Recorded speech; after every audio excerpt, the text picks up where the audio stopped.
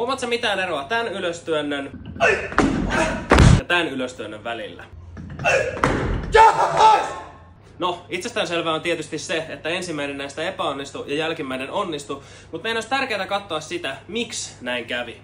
Se hyvin pieni tekninen ero näin kahden noston välillä on se, että ensimmäisessä selkä lähtee nojaamaan taaksepäin ponnistaessa ja toisessa se pysyy suorana. Me halutaan, että se selkä pysyy mahdollisimman suorana ponnistaessa, jotta meidän on myös nopea päästä sinne tangon alle. Tuossa ensimmäisessä se pieni taaksenoja aiheuttaa sen, että me ollaan vastaanotossa tangon takana, eikä meillä ole mitään mahdollisuutta saada sitä kunnolla lavoille, jonka takia nosto jää eteen ja epäonnistuu. Mutta tässä jälkimmäisessä nostossa, kun se selkä pysyy suorana koko ponnistuksen ajan, on huomattavan paljon nopeampi päästä sinne väliin, ja siitä syystä tuo nosto onnistuu ja tanko on suorilla käsillä. Painonnosto on täynnä tällaisia tosi pieniä juttuja, mitä ei välttämättä itse edes huomaa, ja sen takia on tosi tärkeää, että sulla on sellainen valmentaja, joka osaa katsoa ne nostot tarkasti läpi, analysoida ne ja ohjeistaa sua sen mukaisesti. Ja ei niin, jos sä tarvit tällaista valmentajaa, niin mulla olisi valmennuksessa paikkoja auki.